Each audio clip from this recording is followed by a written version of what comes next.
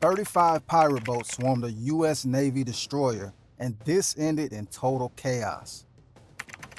35 pirate speedboats emerged from the rain-whipped darkness. Their target? Not a vulnerable merchant vessel, but the formidable USS Sentinel, a U.S. Navy Arleigh Burke-class guided missile destroyer. They saw a single ship. They thought they saw vulnerability. They thought their chaotic, screaming wave of fiberglass and fire would be enough. They were about to discover that the U.S. Navy has its own version of a swarm. It's called a coordinated battle network. And it doesn't just create chaos, it commands it. This is the story of how 35 pirates tried to hijack a hurricane and were answered by the eye of the storm. Chaos is a weapon. For those who rule the world's lawless waters, it is their greatest ally, a cloak for their ambitions and a force multiplier for their inferior numbers. They believe that overwhelming, disorienting, and sudden violence can paralyze any foe, no matter how powerful or advanced. They believe that in a storm of confusion, they are the masters, and their enemy is merely a victim of circumstance. On a day that will be seared into maritime history, a flotilla of 35 pirate boats decided to test this theory against the most advanced warship ever put to sea. They targeted a U.S. Navy Arleigh Burke-class guided missile destroyer, a vessel representing over $1 billion in cutting-edge technology, centuries of unbroken naval tradition, and the unwavering will of a nation. They came in a swarm, a moving city of anger and greed, armed with rocket launchers, heavy machine guns, and a fanatical belief that their brand of chaos would win the day. They were about to learn a brutal final lesson in the hierarchy of power. There's a world of difference between their chaos and ours. Theirs is the chaos of the desperate predator. Ours is the chaos of the unleashed tempest. This is the story of what happens when a swarm of hornets decides to attack a hornet's nest armed with targeted fire and righteous fury. The USS Sentinel cut through the placid, sun-dazzled waters of a known trouble spot, its sleek gray form a symbol of imposing order amidst the unpredictable sea. Its powerful AN Spy-1 radar array rotated with a slow, deliberate rhythm, a silent, all-seeing sentinel electronically scanning the horizon for over 200 miles in every direction. It was the pinnacle of American naval engineering, a floating fortress armed with a vertical launch system containing over 90 missiles from long-range standards to devastating tomahawks. Its presence was a statement, a mission of deterrence to keep the vital sea lanes open and free for the commerce of nations. To the crew of over 300 sailors, it was another day of vigilant patrol, a routine of drills and watches. But in these treacherous waters, routine is a fragile illusion, a comfort shattered in the blink of an eye. The first warning was not a visual sighting, but a calm, measured call from the Combat Information Center, deep within the ship's armored heart to the bridge. The air warfare coordinator's voice was professional, but carried a distinct, sharp edge. Captain, we have multiple surface contact, bearing 340. I count 35 plus small craft. Repeat, 35 plus. They are not responding to hails and are accelerating. Speed 50 knots. Formation is a coordinated pincer movement. This is a deliberate attack profile. On the bridge, the captain lowered his binoculars. He didn't need them to see the horizon now.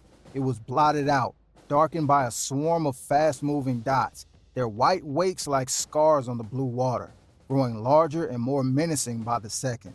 This wasn't an opportunistic raid by a few desperate men. It was an orchestrated, military-style assault on a warship, an act of unbelievable audacity. This was a well-planned trap, and the Sentinel was the prey. The pirates had clearly done their homework.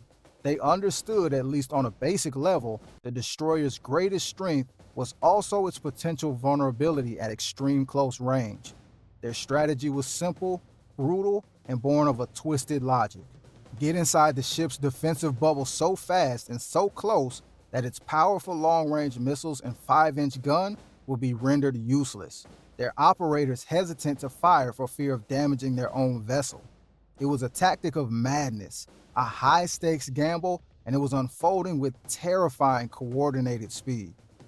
35 boats split into three distinct attacking waves with a discipline that spoke of prior planning. The first wave, comprised of the fastest skiffs, fanned out and opened fire with a barrage of rocket-propelled grenades and sustained heavy machine gun fire.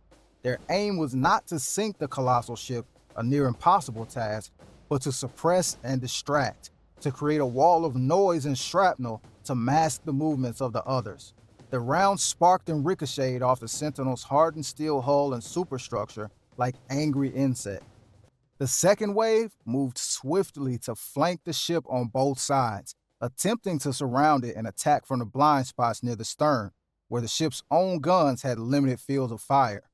The third and largest wave, consisting of bigger troop carriers and what looked like a command boat, hung back, waiting to move in and board once the defenders were neutralized and the ship's momentum was halted. On the USS Sentinel, the piercing shriek of the general quarters alarm screamed through every passageway, every compartment, every corridor. Sailors trained relentlessly for this exact nightmare scenario dropped everything and raced to their battle stations with a practiced urgency.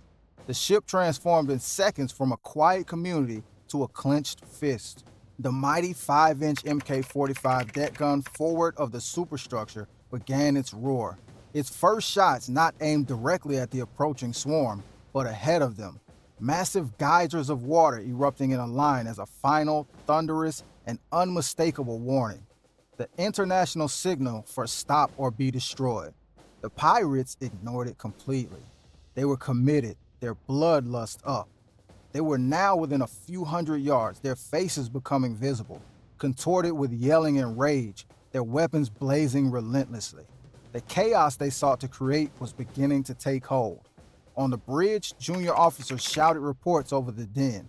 In the Combat Information Center, the heart of the ship's nervous system, the captain stood firm before the large tactical displays, his face illuminated by the cool blue light of the screens, his posture ramrod straight. The swarm was almost upon them, a hurricane of hostile intent. They're trying to get inside our minimum engagement range for the big guns, the weapons officer stated, a note of controlled tension in his voice. The captain's response was ice cold, devoid of any fear, filled with only resolve. Then we will welcome them inward, and we will introduce them to our close quarters family. They want chaos? We'll give them a masterclass.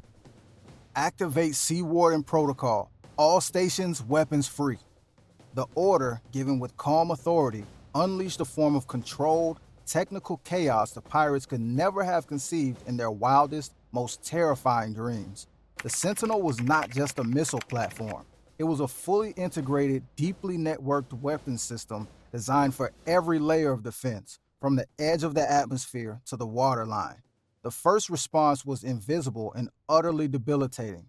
The ship's sophisticated electronic warfare suite, the AN/SLQ-32, came online with a silent surge of power. It didn't just jam communications, it executed a targeted direct burst of high-powered microwave energy that slammed into the lead wave of both. The effect was instantaneous and catastrophic for their technology. Their outboard engines sputtered, coughed, and died instantly. Their ignition systems fried. Their handheld radios erupted in a screech of static and then fell permanently silent. Their commercial GPS units went dark. The boats, once screaming across the waves in a coordinated attack, now drifted dead in the water, suddenly silent, helpless, and utterly bewildered. Their chaos had been met with silent, systemic annihilation. The second wave, seeing their lead comrades stall and become sitting ducks, hesitated for a critical, fatal second. This was all the Sentinel's targeting computers needed.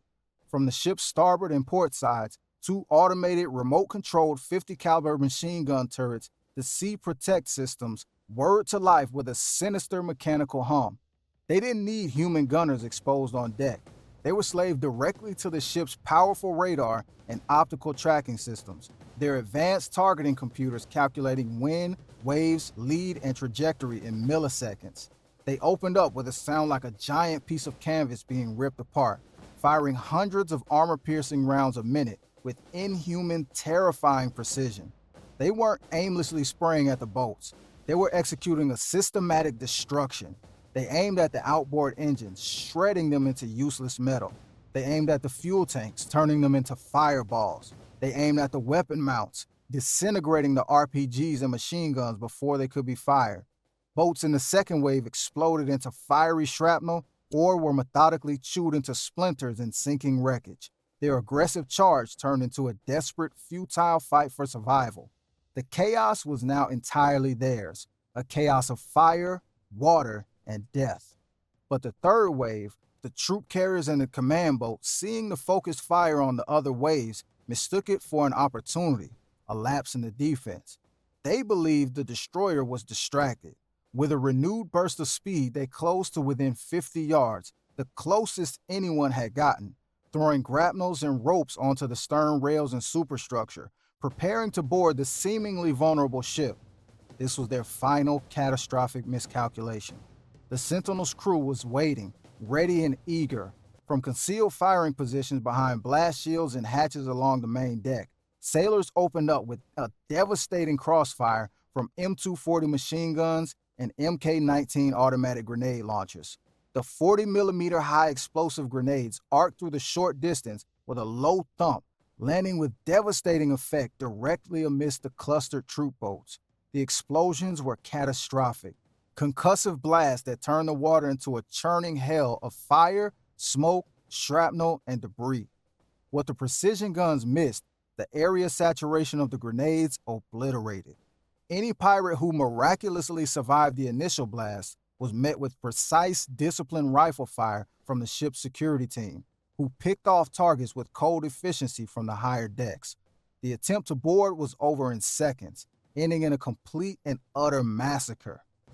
The initial pirate chaos, their intended weapon, had been completely inverted and transformed into a U.S. Navy-led maelstrom of precise, overwhelming, and righteous violence. The once confident swarm was now a scene of apocalyptic destruction. The fight, from first shot to last, lasted less than 15 minutes.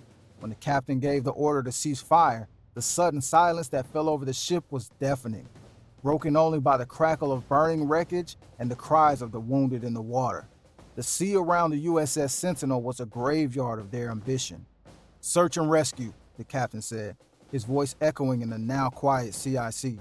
"Launch the RHIBs, pick up survivors. They will be processed for intelligence, provided medical aid, and then they will face the full weight of modern justice. Let every vessel listening on these frequencies hear this. Let the world see the cost of this arrogance." Small, rigid-hull inflatable boats were swiftly launched from the destroyer, not for battle now, but for the grim task of recovery. American sailors, now transitioning from warriors to guardians of the law, pulled bloodied, defeated, and shell-shocked pirates from the oil-slicked water, immediately offering basic medical aid before securely zip-tying their hands. The operation was conducted with a chilling professional efficiency that was in many ways more terrifying than the battle itself. It was the calm, unassailable certainty of victory and the moral authority that followed. The message was not just in the destructive power displayed, but in the humanity and lawfulness shown immediately afterward. The strong do what they will, and the weak suffer what they must. But America, even in its righteous fury, chooses order over anarchy and law over savagery. The pirates had sought to create chaos to hide their weakness. The U.S. Navy responded with a greater, more powerful chaos to demonstrate its impossible, unassailable strength. This brutal encounter was more than a mere battle. It was a definitive clinic in modern naval doctrine and a stark revelation of American military philosophy. It was a demonstration that American strength is not just about the immense size of its guns, the incredible range of its missiles, or the raw tonnage of its fleet. It's about the seamless integration of complex systems, the brilliant application of disruptive technology, the unparalleled skill of its crews, and the unshakable courage of every single sailor who stands a watch. The pirates believed their numbers could generate a chaos that would overwhelm technology and training. They learned, in the most final way possible, that true, decisive chaos is not born from disorder, but from the precise, calculated, and overwhelming application of absolute power. To every adversary watching on every ocean, in every hidden cove and secret port, the sea may be vast, but there are no shadows deep enough to hide you, no waves high enough to protect you from the swift and certain justice of the United States Navy. We do not just rule the waves, we dominate every single inch of them, from the ocean floor to the upper atmosphere, with an iron will and a righteous purpose. You may try to bring the chaos, but we will always, always bring the storm, and we will always, always prevail.